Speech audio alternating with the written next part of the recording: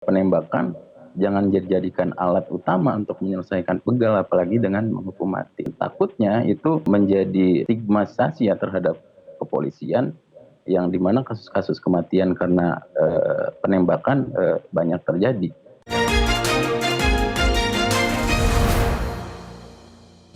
Pernyataan Wali Kota Medan Bobi Nasution yang meminta pihak kepolisian untuk menerapkan tembak mati bagi para pelaku begal menuai sorotan. Permintaan tembak mati untuk pelaku begal ini juga dinilai berpotensi melanggar HAM. Untuk membahasnya telah bergabung bersama kami ada pengamat kebijakan publik Agus Pambagio melalui sambungan telepon dan Rahmat Muhammad, Koordinator Kontras Sumatera Utara melalui jaringan Zoom. Bang Rahmat, Mas Apam, selamat sore. Sore. Selamat sore. Terima kasih atas waktunya bersama kami di Metro hari ini. Saya ke Mas Apam dulu ya. Mas Apam, menurut Anda apakah dorongan ataupun pernyataan dari Wali Kota Medan yang meminta polisi menembak mati pelaku begal ini merupakan kebijakan publik yang tepat, Mas Apam? Ya begini, karena ini sudah sangat membahayakan jiwa manusia, ya kan, tindakan tegas memang harus dilakukan, apapun itu bentuknya. Karena kalau tidak nanti ada street lawyer, yaitu pengadilan sendiri oleh masyarakat yang karena merasa sudah kesal karena aparat penegak hukum tidak bisa berfungsi dengan baik. Dan ini titik silakan tindakan tegas seperti apa, tapi yang membuat jerah. Kalau kita bicara soal HAM, ya korban juga korban HAM kan. Kalau itu kan harus ada yang ngurus. Jadi menurut saya tindakan tegas harus segera dilakukan. Jadi menurut Anda tidak ada yang salah ketika seorang wali kota mendorong polisi melakukan tembak mati di tempat ketika ada pelaku begal beraksi? Soal bahasa saja menurut saya, dia bilang tembak mati. Seharusnya kan memang tidak bilang itu karena hukum kita kan juga tidak mendukung. Tapi saya lebih dengan tindakan tegas yang membuat orang jerah. Karena ini harus dilakukan, karena kalau tidak street lawyer nanti yang akan, atau street justice yang akan bertindak. Karena seperti tahun-tahun berapa puluh tahun yang lalu kan itu terjadi seperti itu.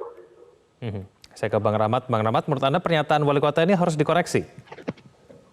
Iya, tentu saja itu harus dikoreksi dan tidak tepat. Karena kita ini kan memakai aturan yang spesifik ya terkait dengan prinsip hak asasi manusia. Kita memiliki undang-undang dasar dan di dalamnya terdapat hak untuk hidup, dan itu oleh siapapun, bagi siapapun, termasuk juga kejahatan sekalipun. Ini bukan dalam artian kita kontras membela begal ya, tapi memang prosedur hukumnya harus dijalankan terlebih dahulu. Kita juga sudah menganut asas internasional terkait hak asasi manusia.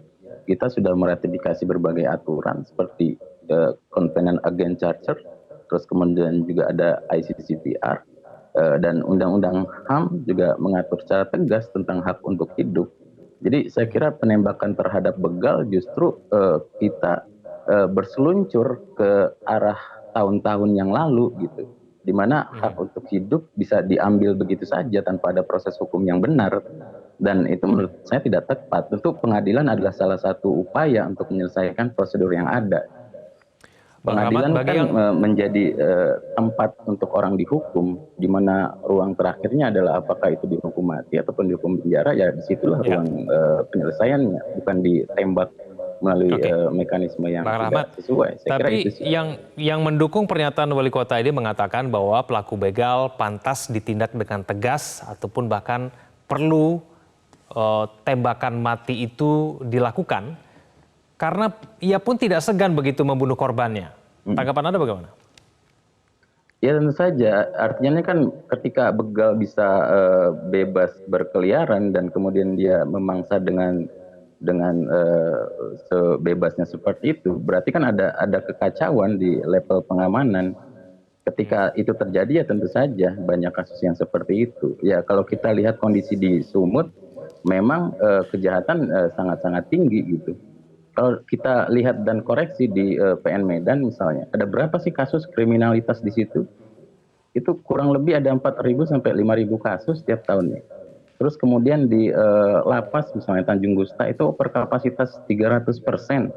Artinya kan memang kejahatan ini sudah marak di level bawah gitu, dan itu tidak diantisipasi sayangnya, sehingga pelaku-pelaku itu dengan bebas berkeliaran dan sesuka hatinya melakukan pembegalan, lalu kemudian timbul korban jiwa. Yang seharusnya dilakukan bukan hanya melakukan penembakan secara di akhir ya, seperti saya bilang di sebelumnya, bahwa penembakan itu bukan solutif utama, harus ada pencegahan sebagai dasar untuk menyelesaikan persoalan kejahatan di Sumatera Utara dan Medan pada khususnya. Mhm. Oke, Mas Abam, kalau misalnya tindakan yang lebih tegas dilakukan oleh Polri terhadap para pelaku begal, apakah kemudian persoalan pembegalan itu selesai di Medan? Kalau secara sosial bisa saja ya, tapi ketegasan yang diperlukan oleh masyarakat adalah ketegasan Polri dalam hal ini untuk melindungi masyarakat dari tindakan-tindakan begal tadi. Nah sekarang tindakan tegas bagaimana, silakan polisi yang atur dengan dia, aparat penegak hukum. Yang penting orang itu entah tembak kakinya, entah apa, yang mana yang lebih pas gitu, itu yang harus dilakukan. Karena masyarakat sudah saya khawatir nanti masyarakat bertindak main hakim sendiri, itu yang saya khawatir. Kalau aparatnya tidak tegas melakukan pencegahan terhadap begal itu. Bang Rahmat, kejadian pemicu sehingga kemudian wali kota mendukung tembak mati ini berangkat dari kejadian ketika salah satu pelaku pembegalan ini melakukan perlawanan sehingga kemudian polisi menembak mati. Apakah menurut Anda seharusnya polisi tidak menembak pelaku yang bernama Bima Bastian itu?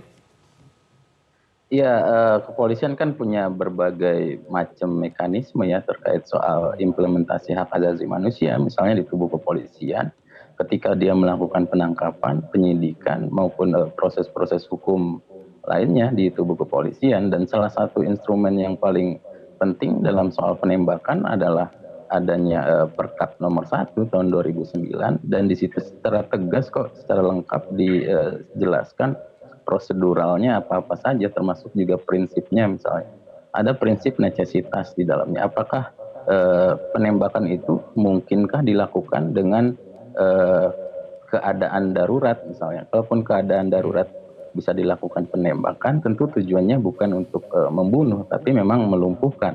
Jadi di Perkap itu tahapan-tahapannya penggunaan senjata api atau penembakan itu adalah sarana terakhir yang harus dilakukan. Dan tujuannya pun itu tadi, dia tidak boleh membunuh, tapi memang pada dasarnya untuk melumpuhkan agar si pelaku tidak membahayakan petugas atau membahayakan masyarakat pada umumnya. Jadi saya kira penembakan jangan dijadikan alat utama untuk menyelesaikan begal, apalagi dengan menghukum mati. Ada unlawful killing dalam bahasa hak asasi manusia, dan takutnya itu menjadi stigmatisasi ya terhadap kepolisian, yang dimana kasus-kasus kematian karena penembakan banyak terjadi. Itu sih. Saya kira kita juga harus pahami bahwa kepolisian harus diselamatkan untuk dalam hal penyelesaian kejahatan ini. Bukan nanti jadi ada nama buruk ya di level hak asasi manusia bahwa polisi sering menghukum mati dengan unlawful killing. Gitu. Ya. Saya ke Mas Abam, terakhir Mas Abam, menurut Anda apa yang membuat sebuah wilayah bisa marak terjadi pembegalan? Karena ada pembiaran, masyarakat merasa bahwa begal-begal itu tidak ada yang ini kan, polisi tidak berani dengan dia atau memang dia lapar, butuh. Ya kan di situasi ekonomi kan begitu. Nah sekarang yang penting tindakan tegas karena melindungi hak asasi pembegal sama pentingnya dengan melindungi hak asasi korban.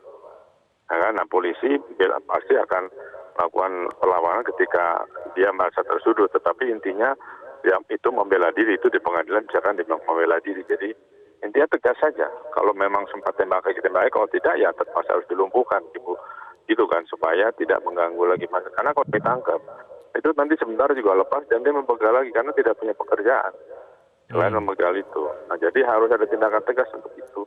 Yang saya khawatir kembali lagi tadi, masyarakat marah dan itu melakukan street justice, itu yang harus kita hindari.